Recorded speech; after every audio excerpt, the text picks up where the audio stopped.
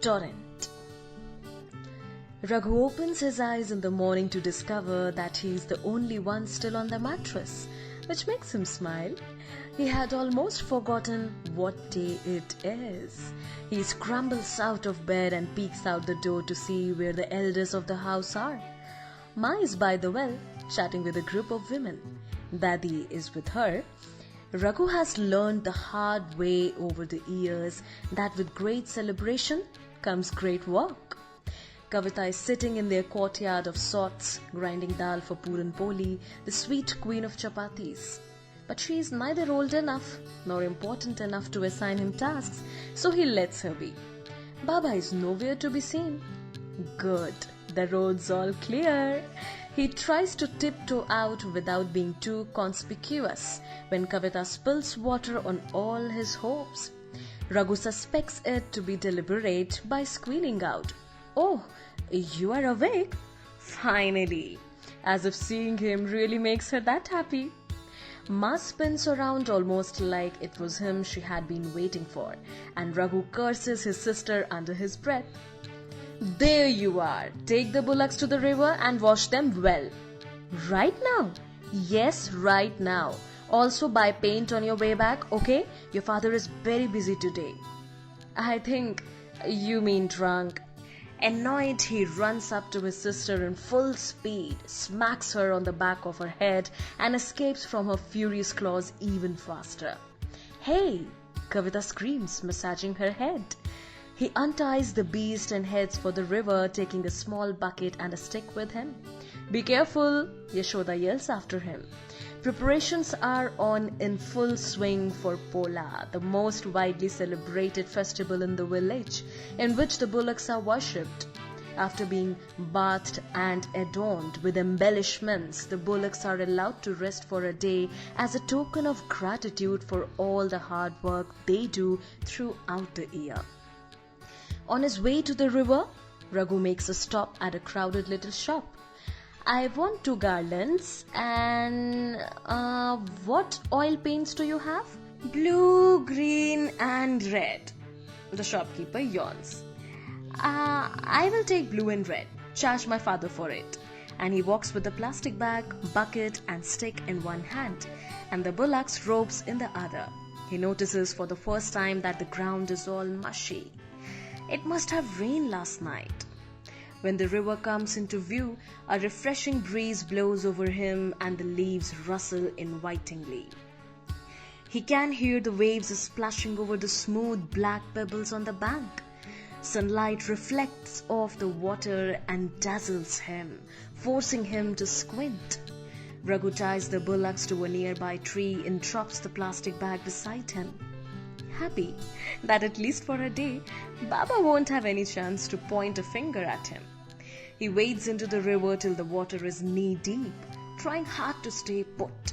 He reaches out as far as he can to dip his stick in to check the depth and realizes it's a tad deeper than he had expected. He has to plunge half his arm in to make the tip touch the riverbed. The current, however, is surprisingly harsh as that depth, and Raghu loses his stick to the frenzied waters. It resurfaces a moment later at some distance, floating away swiftly.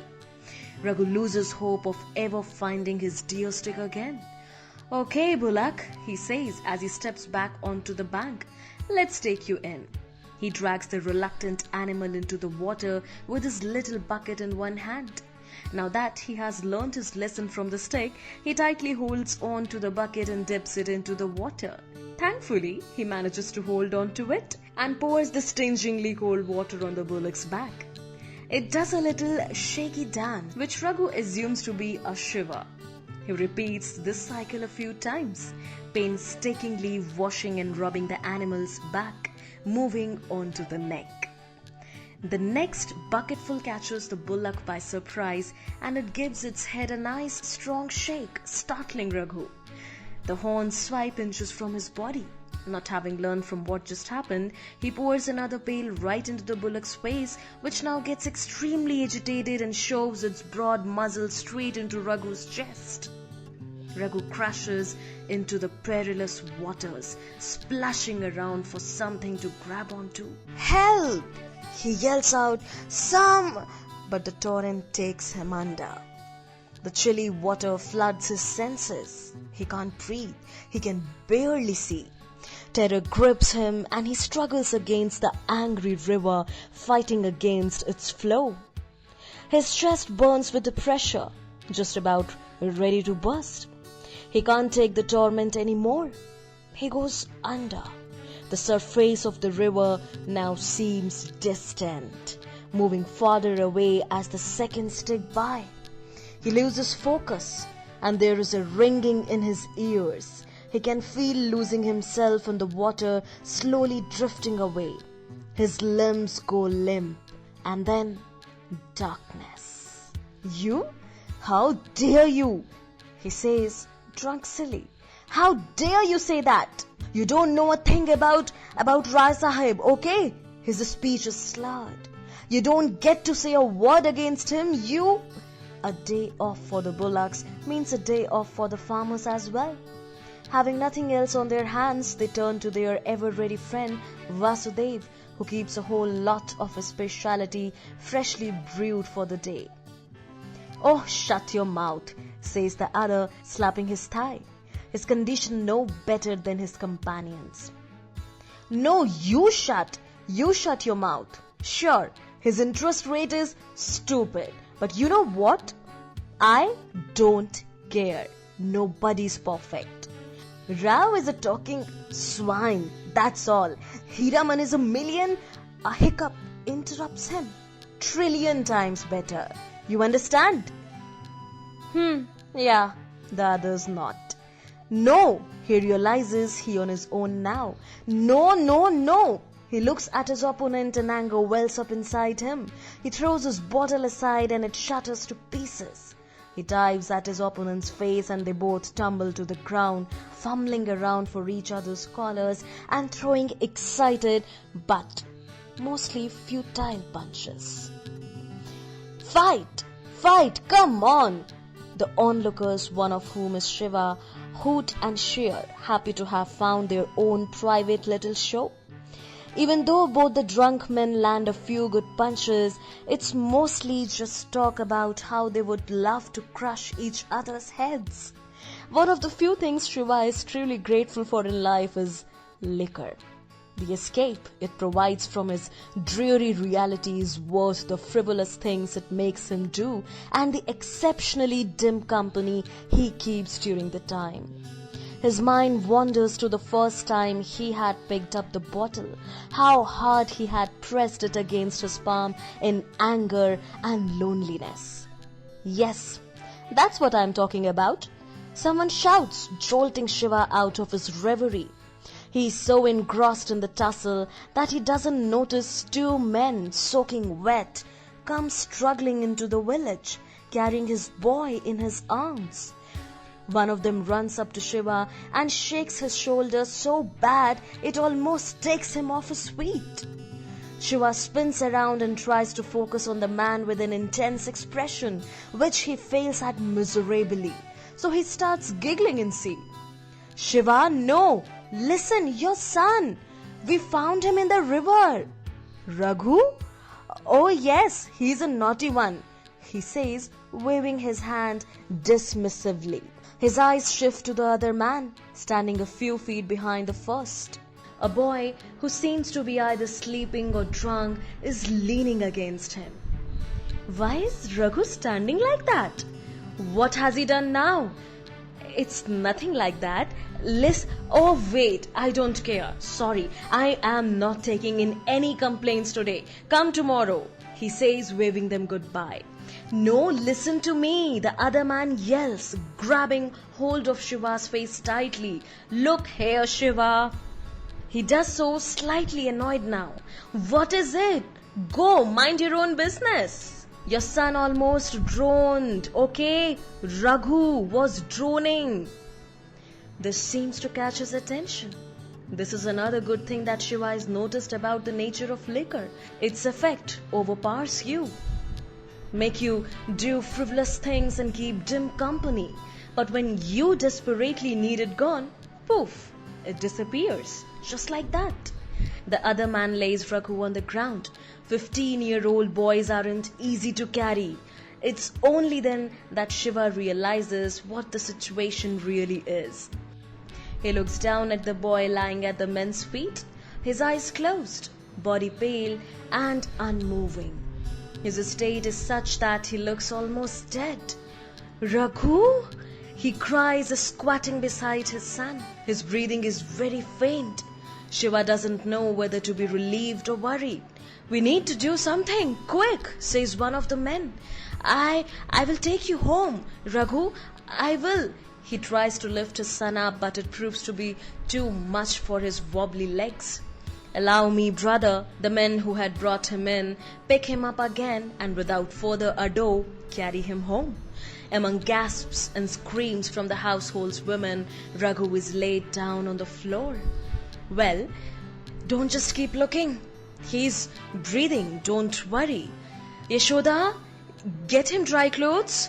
Kavita, go, get a blanket," Shiva commands. "Our poor boy almost drowned today. Ma, help me massage him." Whimpering and scared out of their wits, everyone quietly obeys. In the next couple of minutes, Raghu is lying on the mattress in a fresh set of clothes, wrapped in the thickest blanket Kavita could find. With the family collectively rubbing his arms, chest and soles of his feet, Kavita vaguely remembers learning in school about the techniques to save someone from drowning and starts pressing Raghu's stomach. Soon enough, little cuffs start issuing from his mouth, turning into louder ones, and eventually Raghu vomits out a lung full of river water. Raghu's eyes pop open, and while he can still barely breathe, everyone is relieved that the boy is at least alive. Yashoda runs to the kitchen to make her son a hot cup of tea, and the others sit around to listen to what had happened.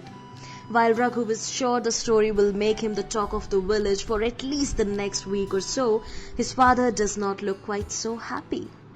As he squats on the doorstep, Shiva sees people rushing up to the Gothan, the open area where the cows assemble before they are taken out to graze, with a few 11th hour preparations for the festival.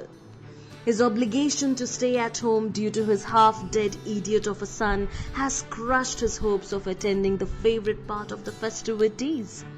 He sees Sitaram jogging up to him, and envy burns inside him. "Do you want me to take your bullocks for you? The function is about to begin," he says in a haste. "I don't seem to have a choice, thanks," Shiva replies. "No problem. Tell Raghu to look after himself." With that, Sitaram, now with 2 extra bullocks, hurries away. What luck! Even the bullocks get to go, but not me. Shiva digs out dirt from under his fingernails as if his life's mission is to get some spotlessly clean, trying to rid his mind of the recent miserable turn of events. A tantalizing roar of elation rings out not far from him, and he has to press his head between his knees to block out the sound of merriment. There must have been a fight. He shuts his eyes tightly, more shouting. He can feel the frustration building up inside him, steadily like the waves of a river. "Ah, Raghu!" He explodes into an impulsive burst of anger. He swings back to face his son with the most unloving glare he can manage. But this isn't like the other times. It isn't just to show him the extent of his fury. Shiva is surprised that he genuinely doesn't feel any affection for the sallow, wide-eyed boy wrapped in sheets sitting on a mattress and sipping tea. Shiva hopes, at the back of his mind, that this is all just the effect of liquor. Is it too much for you to just stay alive? Are we asking for too much here? Why did you take the bullocks to the river? Raghu looks at his mother. I was just trying to help. Well, you did a good job, didn't you? I never would have thought handling cattle could be life-threatening. Raghu's breaths pick up speed. A tear streaks his face. Don't try these tricks with me, Raghu. I have seen it all before. Of all the days you could have chosen to drone, you chose today. Now, thanks to you, I will have to stay tied to the house. Today, I have been looking forward to these celebrations for weeks, and now all thanks to you. Well, go then. I never asked you to stay. Raghu mutters, hurt. Shiva looks taken aback. What? What did you just say to me? Did you just answer back? Yes, I did. Go if you want. I haven't stopped you. Oh, I would have, believe me. But it so happens that I care about what people say behind my back. This is where I am supposed to be right now. So this is where I will stay. Only because of you and your warped sense of timing. I didn't know it was possible for you to care. About others?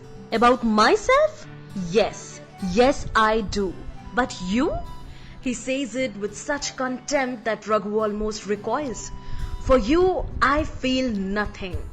With that, Shiva storms out. He walks up to the well next to the house, sticks his face in, and screams into the bottomless darkness. Breathing heavily, he slumps to the ground. Sitting with his back against the hard wall of the well, he bites his lip and tastes blood on his sharp tongue. He wishes he would be anywhere but here with anyone but this cluster of people he has had to call family. Meanwhile, inside, Raghu's guilt has left him wailing for sympathy. Oh, Ma, what have I done? I hate myself.